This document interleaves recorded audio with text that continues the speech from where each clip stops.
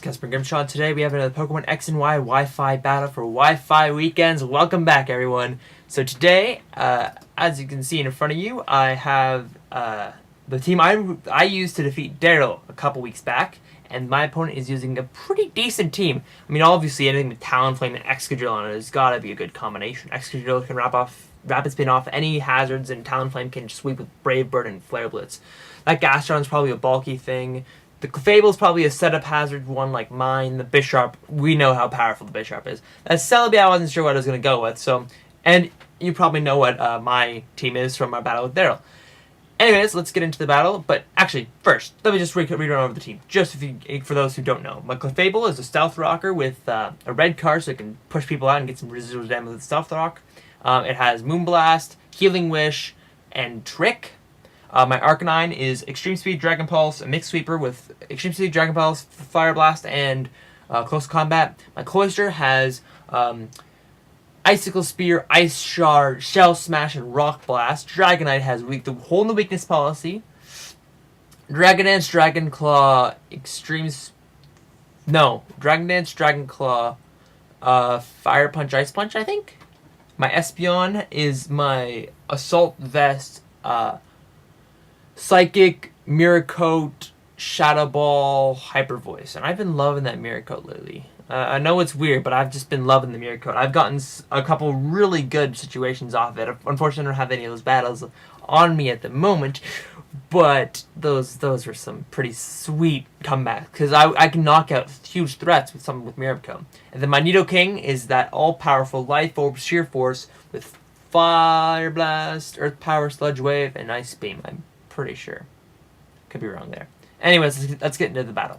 Now, I'm going to lead with my Clefable as always. Get that Stealth Rocks up on the first turn, just because it does have a Talonflame, and it'll force him to want to switch into that Excadrill as soon as possible.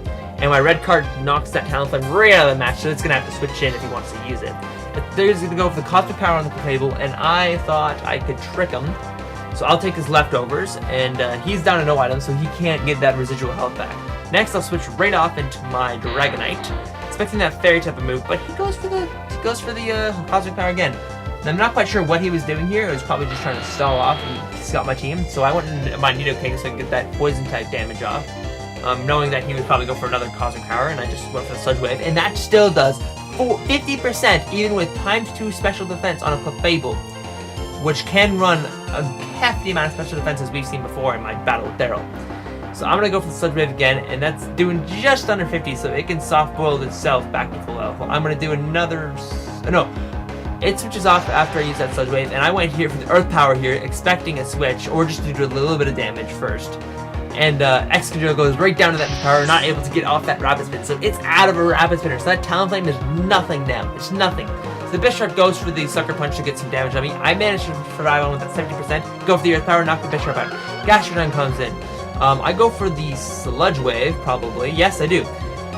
And that Gastrodon just kills off my Nidoking with the Skull. So I managed to take down two huge threats in Bisharp and an Excadrill with the Nidoking. Next comes up my Cloyster, and we all know how powerful Cloyster is once you Shell Smash up. That Gastrodon, I figured, couldn't do too much to my Cloyster because, well, it's a Cloyster. So Cloyster is up to ×2 everything, or everything offensive at least, and it goes for the Toxic and misses. Now that probably mattered. I mean, that little bit of damage probably could have helped him take down Cloyster later on.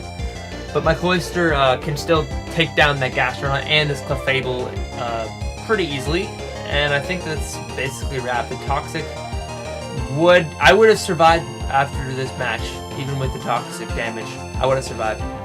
Toxic would have done about 5% first turn, 10% second turn, 50%, and it would have escalated, but I'm pretty sure I could have survived. Yeah, I would have survived. And the Brave Bird does nothing to me, so yeah, actually, with the Brave Bird, I might have... I don't know, it would have been close, but I think even still, I did have 5 Pokemon left in the ringer, so even if it was down to Talonflame and my Cloyster did die, I could have gone into my Arcanine, used Extreme Speed to clean that up, or I could have gone into my Dragonite to take a hit and go for any move. So it would have been basically a wrap either way. So anyways, hope you guys enjoyed. Catch you guys next time.